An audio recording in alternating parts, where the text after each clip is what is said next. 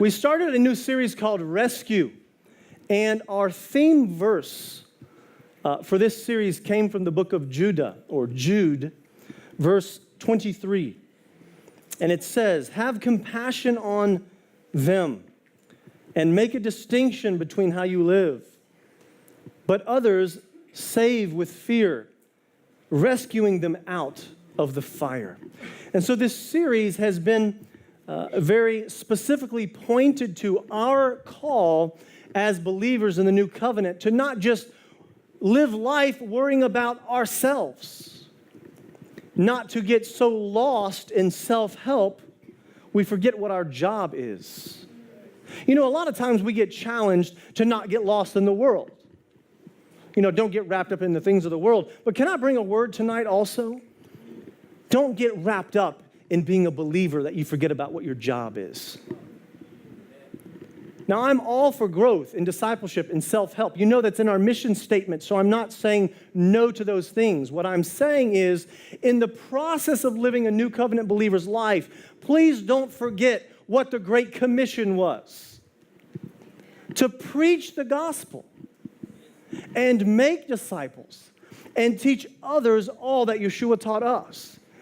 I'm grateful that we have our personal devotions every day, and we need to continue to do that. I'm grateful that we have community groups, and I'm grateful that we have this wonderful keilah and congregation to come to and worship together. But that's not the end of our job. Our job is to preach the gospel. You know, Israel's job was to preach the gospel. Did you know that? The Besorah, the good news, is what they had. We have a similar task. They were chosen not because they had done anything special. Actually, they were chosen because they were so small and so weak. And God said, this is a people I can use because I can work through them. And their task was to bring the realities of God to the earth. That is our job as well as new covenant believers, friends, is to preach the gospel and bring the realities of Yeshua's salvation to this world. And that's why we embark on a series like this called Rescue. Last week, Pastor Mike Mott brought a wonderful message. I got a chance to connect online as well. I was with my family out of town last week, but I was faithful to log on and watch the service live. And he said a phrase that really stood out to me, and I want to mention that phrase if you weren't with us last week. He said this: desperate and unhappy people do desperate and unthinkable things. Desperate and unhappy people do desperate and unthinkable things. And he gave us several examples in the text that were hard to fathom what the people were doing. Whether they were killing each other or even cannibalizing and eating one another. They were eating their children. They were sacrificing their own babies. It's hard to imagine that we as humans fall to that level, but we do when we're desperate. And that's how we have to think about the unbelievers in the world around us. When you say, how can they do the things they're doing? How can they live the way they're living? It's because they're desperate and very unhappy. And so they're doing desperate and very unthinkable things to try to find happiness. Let's have our opening and main text tonight. Matthew chapter 13. I ask you to turn there, preparing for this. Matthew 13. I'm going to start in verse 3. I've entitled this message, "Don't Rescue Me." I know that seems a little funny when the series is called Rescue, but it will make a lot of sense in a few minutes. Matthew 13, verse 3, let's read. "Then he spoke many things to them in parables, saying, Behold, a sower went out to sow, and as he sowed, some seed fell by the wayside, and the birds came and devoured them. Some fell on stony places where they did not have much earth, and they immediately sprang up because they had no depth or earth. But when the sun was up, they were scorched, and because they had no root, they withered away. And some fell among thorns, and the thorns sprang up and choked them. But others fell on good ground and yielded a crop, some 100-fold, some 60, some 30. He who has ears to hear, let him hear." The parable of the sower, friends, has so many perspectives to look at. Of course, we're called to be sowers. The seed is the message of Yeshua's salvation. It's the kingdom message that we're sowing. When do we sow it? We sow it all of the time. Where do we sow it? We sow it everywhere. But what we notice tonight specifically are the kinds of soil that the seed falls on. Some of the soil seems bad. It's rocky. We learn that there are birds or enemies that come and steal the seed that we've sown. We learn that there is also shallow soil, soil that has no depth so the plants cannot take deep root. There are environments with thorns as well. We're discussing in this particular series the need to continue to preach the gospel, to make disciples. And I want to remind everybody why we're doing that. Because as we relaunch into our community groups this coming week, remember the importance of the 5 pillar points of why we meet together in small groups. We meet together to discuss the scriptures openly together, to worship together, to lay hands on and pray for one another, to have intentional times of relationship building, and to plan ways to preach the gospel to others. You see, we don't even leave that out of our small group vision. That's how important we understand the Great Commission is. And we want to continue to reiterate in all of our life, our daily job is to preach the gospel. Not in an obnoxious way. I'm not saying go up and share with somebody when they're running away from you. You know why? That's a person saying, don't rescue me. And there's a little bit of obnoxiousness when you start chasing them and beating them down and say, no, you're going to listen, you're going to hear. That's a different kind of soil. That is not good soil. And this parable tells us to be focused, to be aware that there are those that are not in the same place to hear. We're focusing on rescuing people sometimes from themselves and from the corruption of the world, the decay around us, and bringing them the good news of Yeshua. Let me read another passage to you from the book of Matthew, but this time I'm in chapter 7, verse 12 to 14. So in everything, do to others what you would have them do to you, for this sums up the law and the prophets. Enter through the narrow gate, for wide is the gate and broad is the road that leads to destruction, and many enter through it. But small is the gate and narrow the road that leads to life, and only a few find it. I don't know, that didn't sound like very good news, did it? The good news is the message of salvation. The bad news, say, Pastor Chad, I didn't know you were allowed to preach bad news. The bad news is that the gate is narrow and only a few find it. Friends, that's sad. It's sad to us. It's bad news to us because we want, just like God wants, all of creation to be saved and to come into his family. For God so loved the entire world that he gave up his only son and his own life. He wasn't saying, I only die for some. He was dying for all. But it's unfortunate and it's bad news tonight. It's sad news, I should say, that only a few will find it. And I know that that's tough when you try to mesh that with your theology about preaching the gospel and making disciples and world revival and the great harvest of the last day. And you want to say in your head, surely 75% of the earth will turn to Yeshua.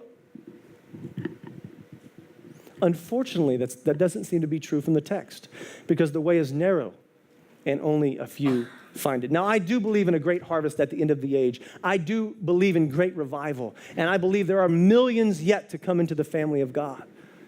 And that's going to be an exciting time. But I still don't think that it will be the majority of humanity, unfortunately. So we read that tonight, and you might say this, Chad, because the way is narrow and only a few find it, that does not sound like a loving God on the surface. You see, a current argument today, I had a wonderful discussion this past week with my nephew, and we were discussing the image of God and what the world believes God looks like in his character and in his being. And the argument today is this: if God is so loving, then why does he let so many people or cause so many people to go to hell? You guys understand that that's a trick, right? God doesn't cause anyone to go to hell. God is doing everything in his power all day long, every day, to send signals and messages and to confront our life so that we don't choose to go to hell. Hell wasn't even made for humans, it says in the Bible. It was made for the fallen angels. God has never wanted anyone to go to hell. He wants every one of his children to come to him, to be with him forever. And yet there are some who will say no to that offer, and they will choose hell for themselves. That's not God being unloving. How much more can God love you than to die in your place? Greater love has no one than to lay down his life for a friend, the Bible says. So God has already exhibited the highest level of love. We don't need to fall into that trap when someone says, if God is so loving, then why does he do this? Because he doesn't do that. That is our rebellion, walking away from his offer of salvation. I want to remind us of an important point. We spoke a few weeks ago that Satan tries to hijack, he tries to steal and manipulate words and meanings of words. And because it says in the Bible that God is love, we have to then define what that means. And what we understand is that's the very word that Satan has gone after now.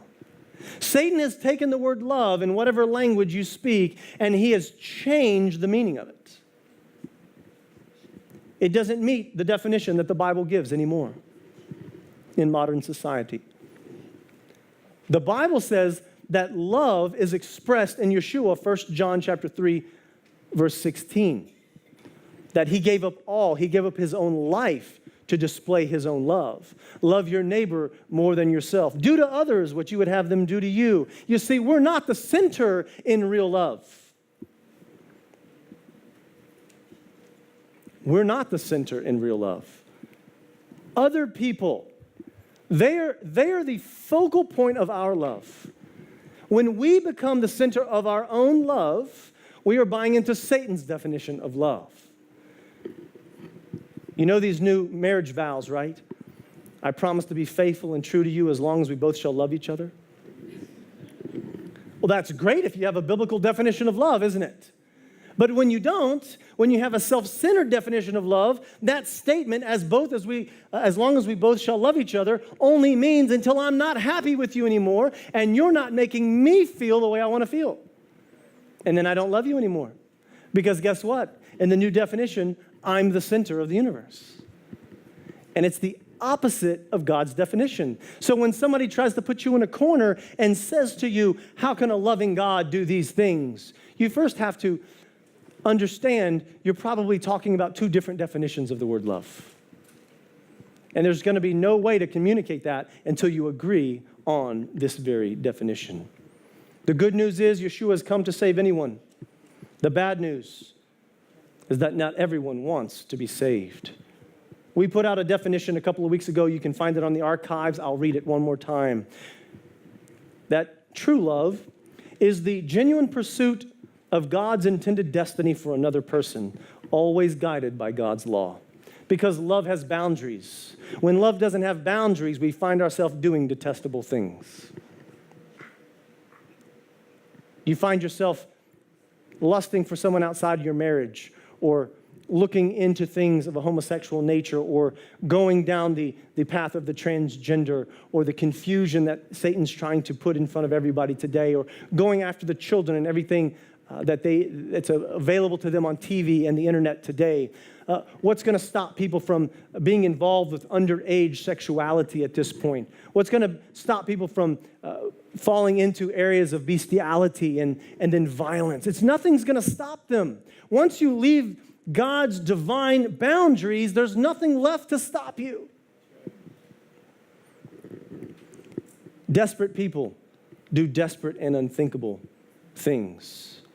Not everyone wants to be saved, unfortunately.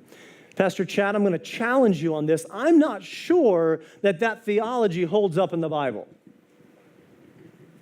Well, one verse that I was reminded of came from Numbers chapter 14, verse 2. I'll read it to you. Numbers 14, verse 2 and 3. All the Israelites grumbled and complained against Moses and Aaron.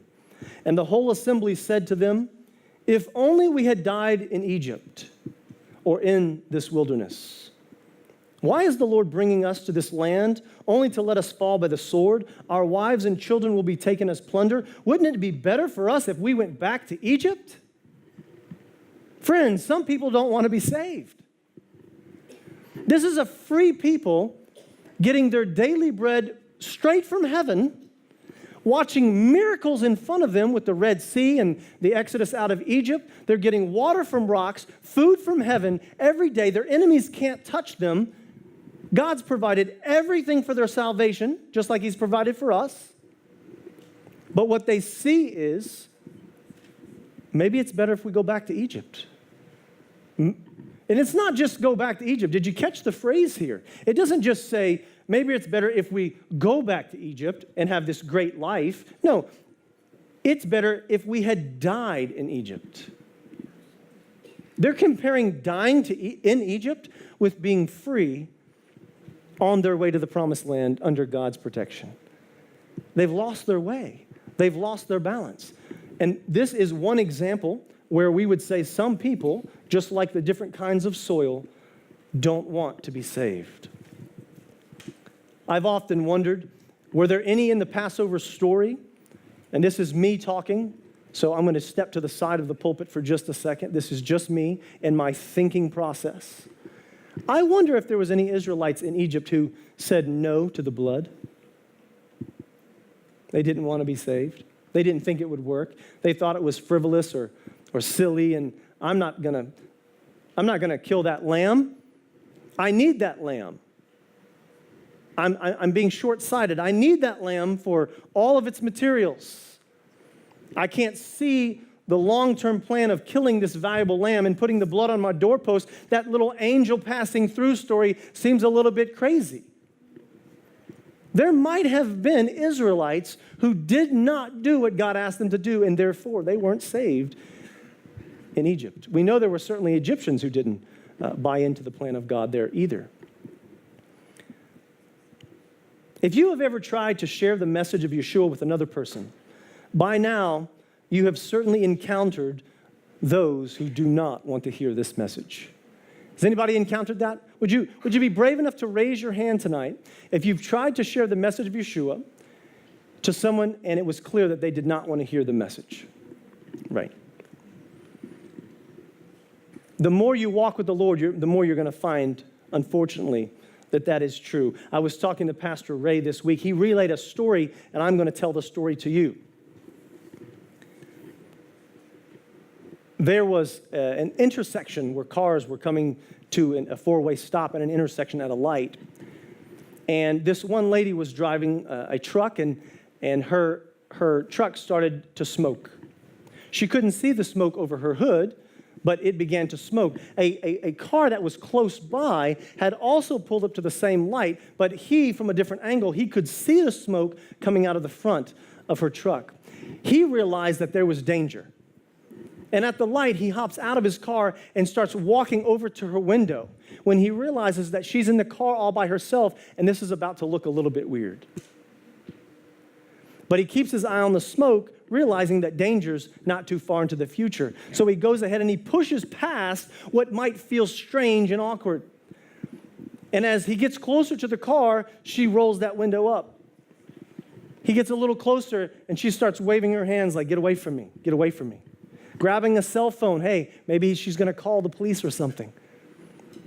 And he realizes she is not ready to receive the help that he's trying to offer her. So what does he do? He backs off. He puts his hands up, a couple of steps back off. About that time, the radiator pops. The smoke is now visible to everyone coming out of all sides of her engine, and the light goes on. And she says, "Oh, I need help now. This guy's trying to help me," and now she's waving him back over. You understand the moral of the story here. There's different types of soil. It's hard to expect good crops in your sharing of the gospel on rocky soil.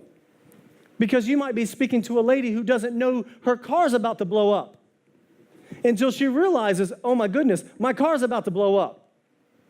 Now would somebody please come and help me? And of course, the end of the story is good. She waves him over. He says, I knew that was a little strange. Let me help you out. They get out. They call the emergency crews, and everything was fine. But it's a good example of what we're talking about tonight, which is this. You need good soil. I don't think the Bible gives us all of these different types of soils so that we just brush them off and say, well, sorry for those people. We need good soil. But people say no. People say, don't rescue me for all kinds of different reasons, don't they? This particular lady, it was out of fear. She was fearful. She didn't understand the situation. She did not know she needed help. About 3 minutes later, she realized she needed help. And preaching the gospel got a lot easier, if you follow my analogy.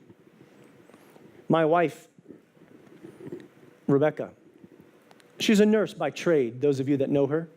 And she was working in a doctor's office one time, and there was a Jewish doctor that she had been sharing the Messiah with for quite some time. He became even more curious one day, and he allowed her to go through the full story of Yeshua's salvation. So she did. For several weeks, she would speak to him on break and bring questions home to me, and I would answer them. And she would take the answer back to him. And that's not strange. You got to understand, in a Jewish culture, that's not strange, because you know what he's doing? She's bringing her questions to me to get the answers. He's taking his questions to the rabbi to get the answers. So really what's happening is I'm witnessing to the rabbi.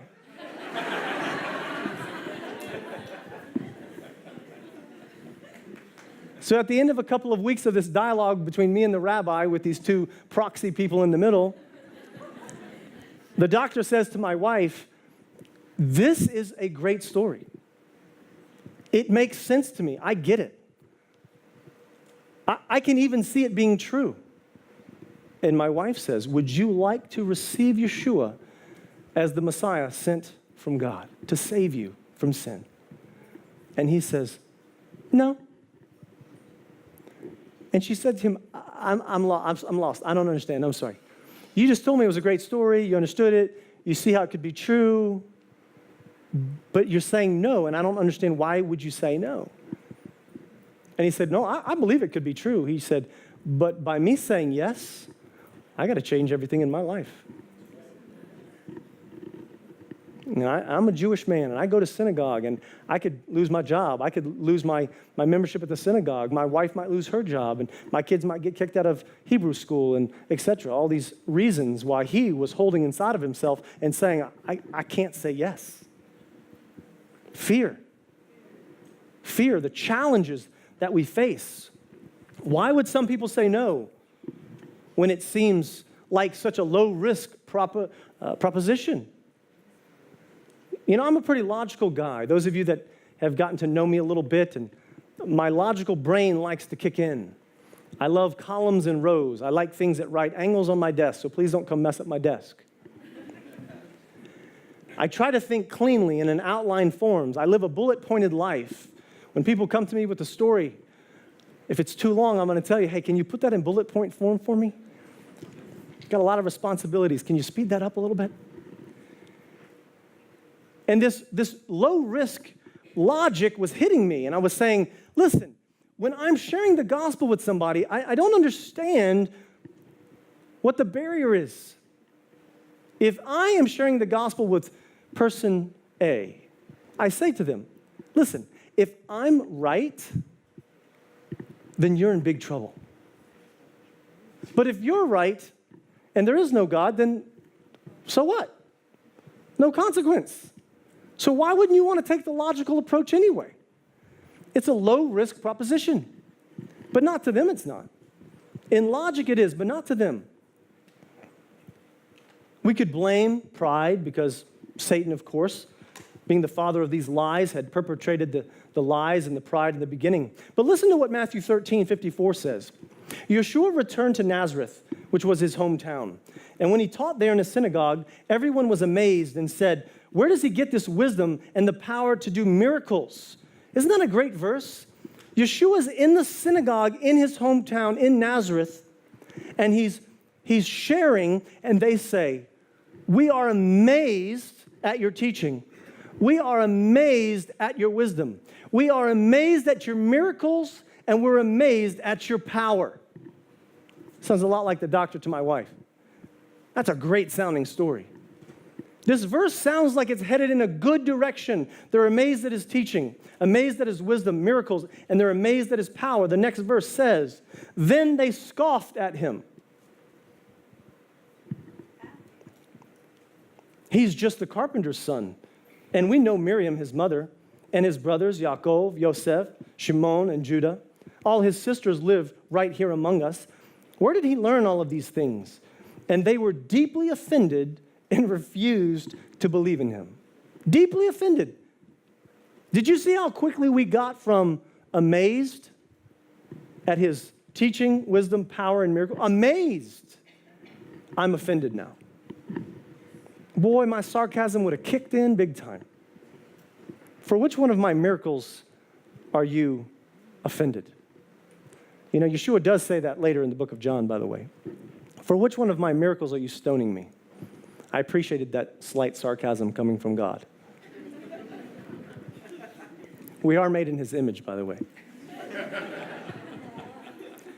And it says this, a prophet is honored everywhere except in his own hometown and among his own family. And so Yeshua only did a few miracles there because of their unbelief. The prospect of being wrong and having to deal with the fundamental lifestyle changes and the challenges that come with the decision to change everything in your life makes it difficult for the unbeliever to say yes to Yeshua. It makes it difficult to say yes when you know life is going to have to change fundamentally. And what's the thought process? Here's a few. How difficult will this change be if I say yes? How difficult will changing my own behavior be if I say yes? Now, we might say, listen, don't worry about changing the behavior. Receive the Lord, and he will empower you, and the behavior will change. Yes, but you're talking to an unbeliever who doesn't know that yet. And so it can be hard to share on their level this idea of rescue.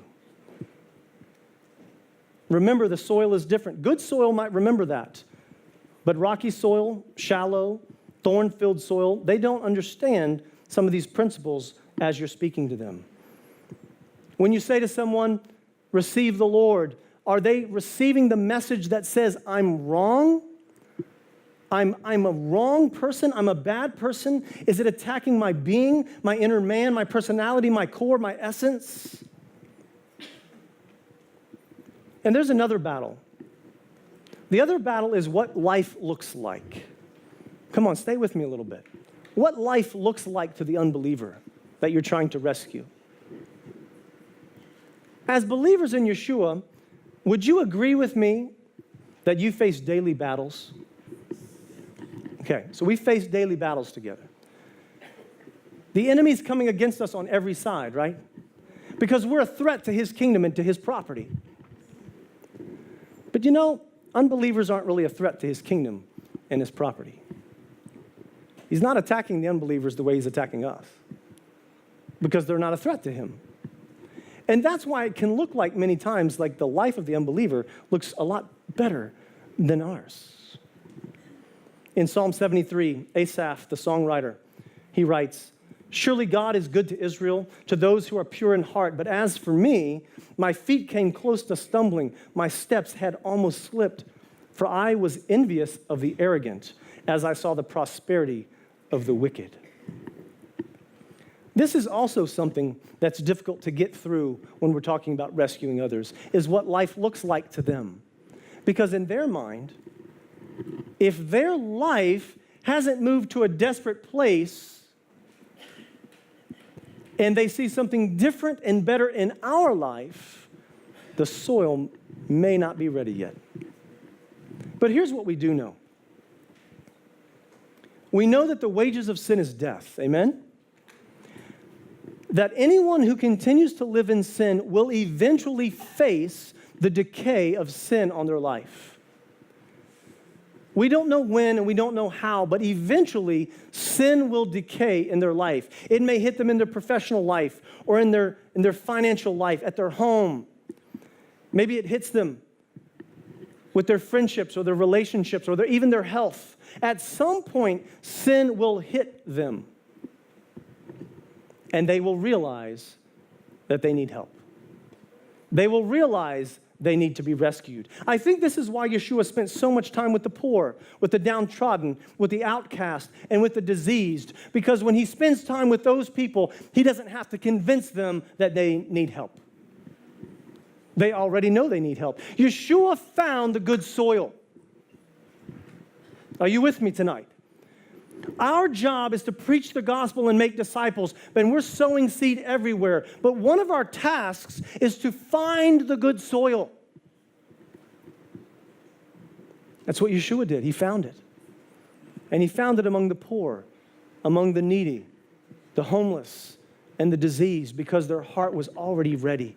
They were already ready to receive it. They already knew they needed help. Our closing verse tonight, Matthew 19:23. Yeshua already knew this. Yeshua said to his disciples, "Truly I say to you, it is hard for a rich man to enter the kingdom of heaven. Again, I say to you, it is easier for a camel to go through the eye of a needle than for a rich man to enter the kingdom of God." And I want to point out quickly that rich doesn't mean money only. You can think you're rich in a lot of ways, in your marriage, your relationship, maybe your house, your car, maybe your health. You can think you're rich in a lot of ways. And that's why it's hard to enter the kingdom, because as a rich person, in whatever way we're talking about rich, you may not realize how desperate you actually are. And it's only the real desperate people who receive the Lord anyway, because the soil has been turned good. It's ready to receive. It knows it needs help.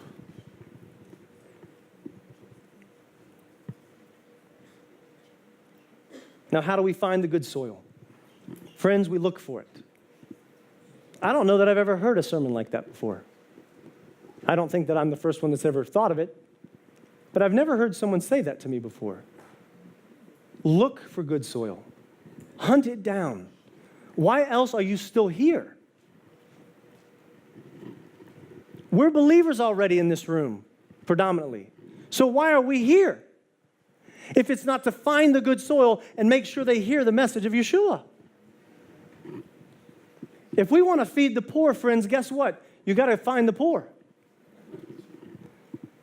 If you want to pray for and see miracles in healing the sick, we have to find the sick. If we want to sow on good soil, then we have to find the good soil. Let me summarize. It's unfortunate that most people will choose not to receive Yeshua's offer of salvation according to the book of Matthew. Few will find it. Many people do not want to be rescued, just like they did in Numbers 14. They wanted to go back to Egypt. Some because of ignorance, some because of pride, others because of fear, as in the story of my wife and the doctor. What we do know is that the wages of sin is death, and this means that eventually every person will start to feel the negative effects of sin on their life, whether that effect is money, security, relationships, or health. When someone finally feels the effect of sin, they become more aware of their need to be rescued. Then they will make a choice of what to pursue to rescue them. Maybe they try drugs, alcohol, sex, workaholism, money, materialism, pride, power, fame. They're going to try all those things also. Eventually, they're going to run out of things to try. And friends, that's why we're called to be fishers of men. A fisherman can do it in a couple of ways. In a revival setting, it's like a net. Throw a net out there and there's fish jumping everywhere. Those are times we all dream about. And at other times, preaching the gospel doesn't feel like a net full and tearing and we need 2 boats. If there are empty seats around you tonight, those should be filled with new believers. Every time I see an empty seat in the house of God, I think of an unbeliever who's supposed to be there. Sometimes preaching the gospel is like bringing in a net full of fish, and that's fun. And at other times, Being fishers of men is throwing your line in the water and waiting. And you wait. And you wait until the fish bites. But the faithfulness is in waiting patiently and praying for them, loving them, building relationship, genuine relationship with people. Befriend them, serve them. Don't trick them. Don't be obnoxious. Serve and love people and wait patiently with that message of Yeshua. Be bold when it's time, but wait patiently as a fisherman who waits. Because everyone will experience the decay of sin at some point, and then they will realize they need to be rescued. Let's go to the Lord in prayer. Father, thank you for the goodness of your word tonight. It's a sobering message. We understand that we're called to preach the gospel, make disciples. We're called to be fishers of men. We're called to rescue some from the fire. And yet we constantly run into people, even our friends and family and neighbors, where it seems like they do not want to be rescued. I pray tonight a message of encouragement over us here in the congregation, that we would not become discouraged because of this, that we're going to wait patiently with people. Desperate and hurting people do desperate and unthinkable things. Let us wait with them. Let us love them and serve them, waiting for the moment that the heart turns to good soil. Just like you waited for us, God. You waited patiently while we were going through all the things we wanted to try, all of the lies Satan told us, until we finally realized nothing is going to work outside of God himself. You waited patiently for us until we wanted to be rescued. Help us to wait patiently for our friends until they are ready to be rescued. In Yeshua's name.